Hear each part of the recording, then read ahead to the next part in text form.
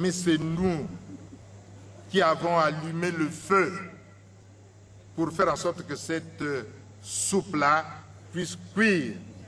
C'est nous qui avons allumé le feu.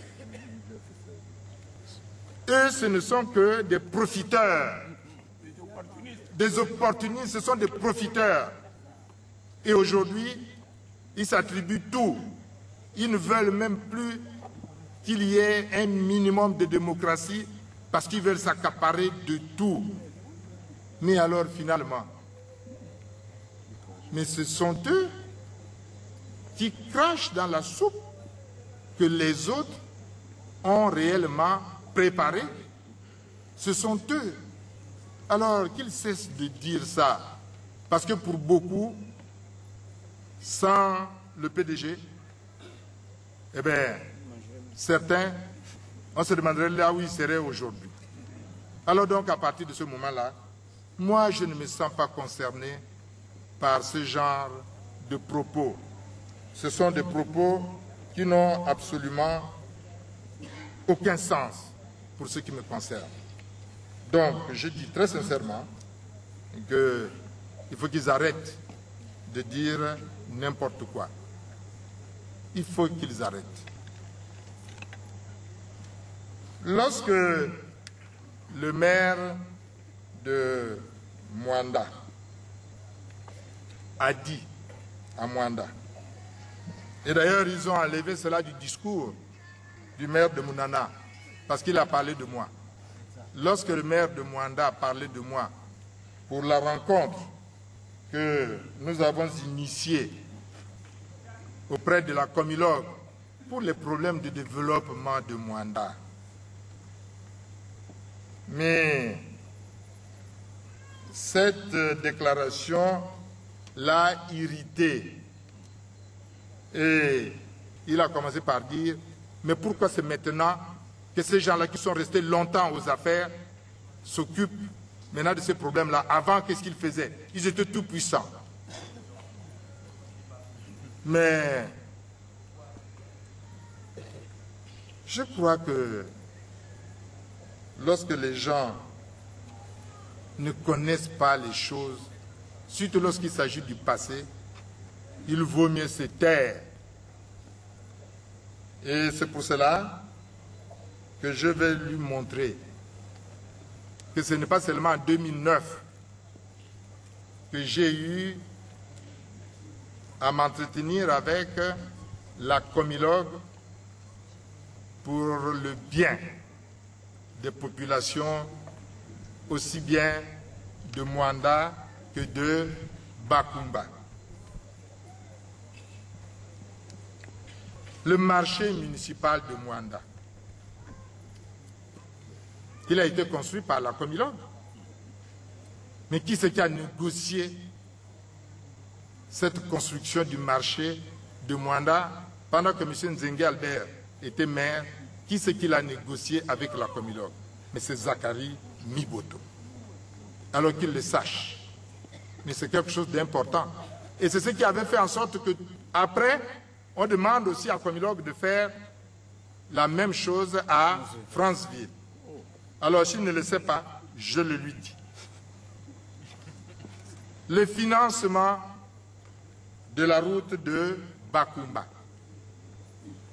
Le financement, une partie du financement de la route de Bakumba. Mais qui l'a négocié avec Comilogue? Mais c'est Zacharie Miboto. Parce qu'au départ, ce sont des hélicoptères qu'on devait acheter. Et lorsque je m'étais rendu compte qu'on avait maintenant coupé l'exploitation du téléphérique sur Bakumba et qu'on avait déjà, et tout à l'heure je l'aborderai, pensé à y mettre une entreprise pour faire en sorte que, ma foi, il y ait une activité, surtout dans le cadre du tourisme, moi j'ai demandé à feu Omar Bongo. J'ai dit, mais Monsieur le Président, acheter des hélicoptères et faire une route, qu'est-ce qui est plus important, surtout dans la situation actuelle de Bakumba? Je pense qu'il est souhaitable, Monsieur le Président, qu'on puisse plutôt faire la route Et le président Bongo avait été attentif. Il a retiré le projet des hélicoptères et on a donc commencé les travaux de la route de Bakumba avec de l'argent qui devait provenir de la vente du manganèse. Et cette vente-là était suivie par un membre du gouvernement, M. Pendi Bouyiki, et naturellement par le ministère des Finances, moi ne m'occupant que de la partie purement technique.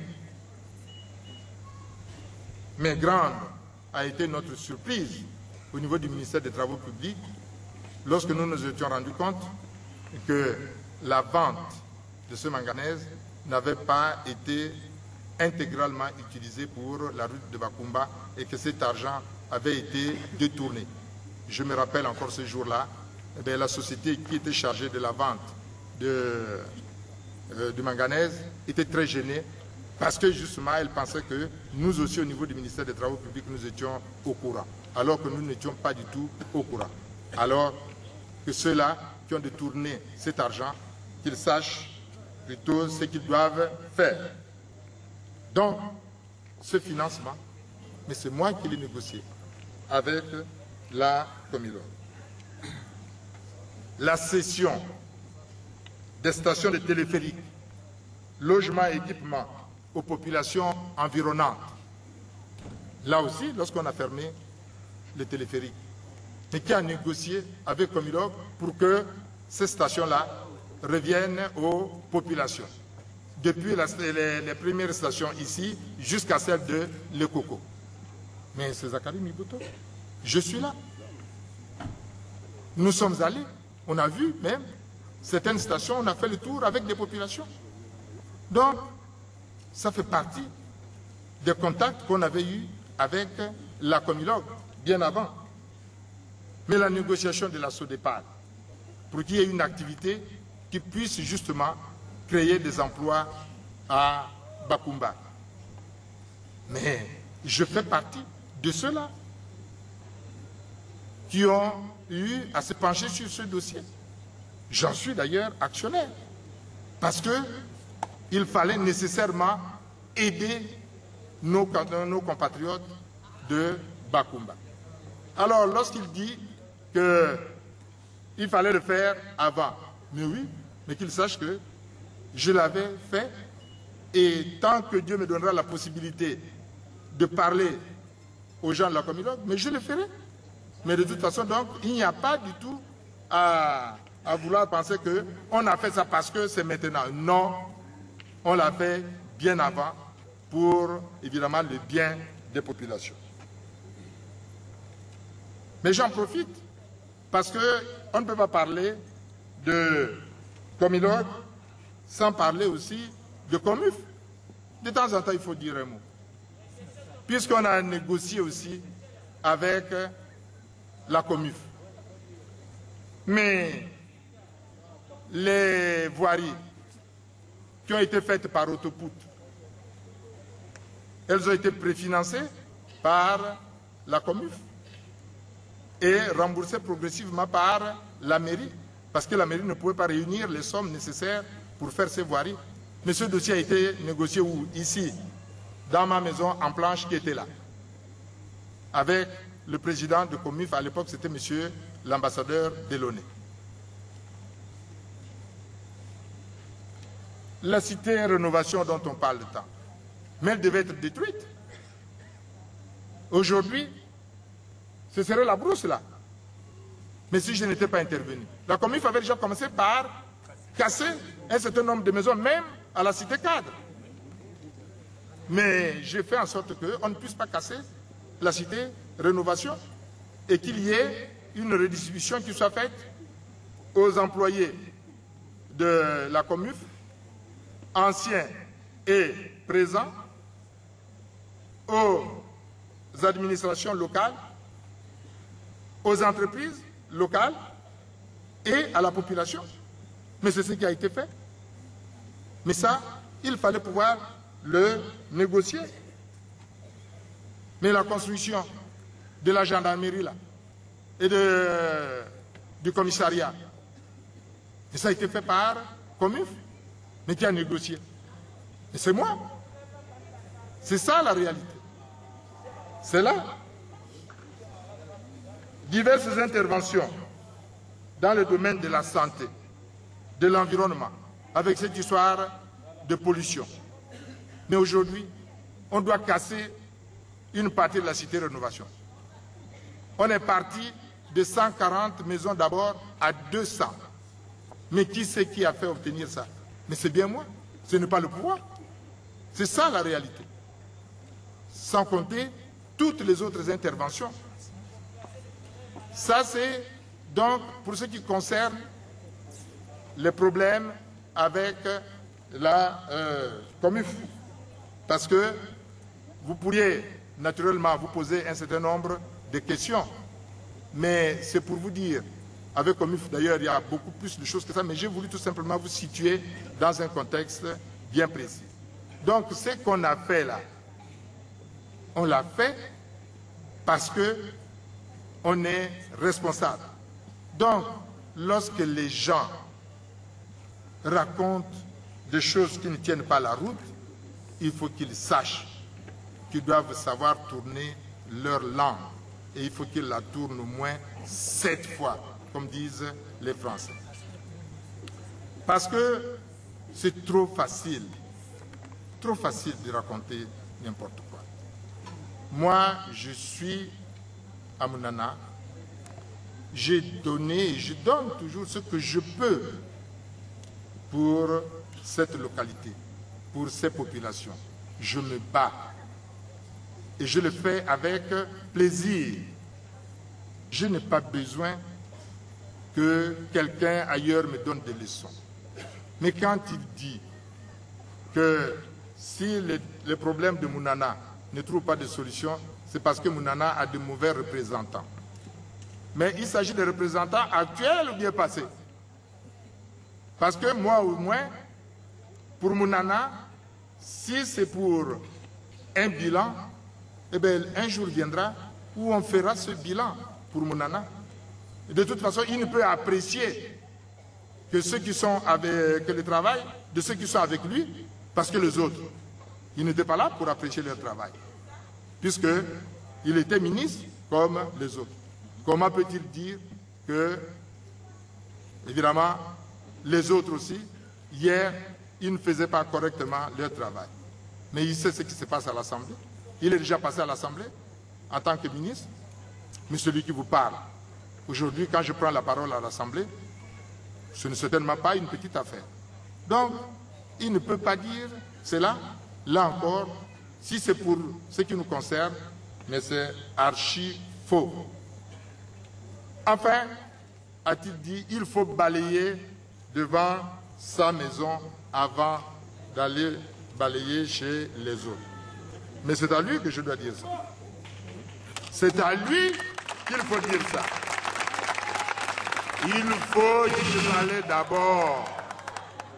Il faut qu'il balaye d'abord devant sa propre maison, plutôt que de chercher à balayer devant la maison de l'autre.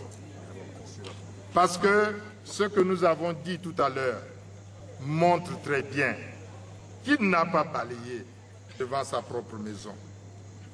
Qu'il y a beaucoup de choses qui n'ont pas été faites chez lui, mais qu'il impose aux autres. Et quand je l'ai suivi dans ces différentes interventions, comme par hasard, ce n'est qu'à Mounana où le seul député doit faire tout. Mais ailleurs, on a dit il faut que tout le monde travaille, il faut que chacun donne le meilleur de lui-même et qu'on fasse un travail d'équipe. Mais à Mounana, non. C'est un seul individu qui doit tout faire. Quelle contradiction. Voilà comment on veut tout simplement faire en sorte que on prêche le mensonge aux gens pour que, comme le dit l'adage, mentez, mentez et il restera toujours quelque chose. Donc, ce que je voudrais vous dire, chers compatriotes de Mounana, j'ai abordé ce qui se dit ici avec le maximum de hauteur et de franchise.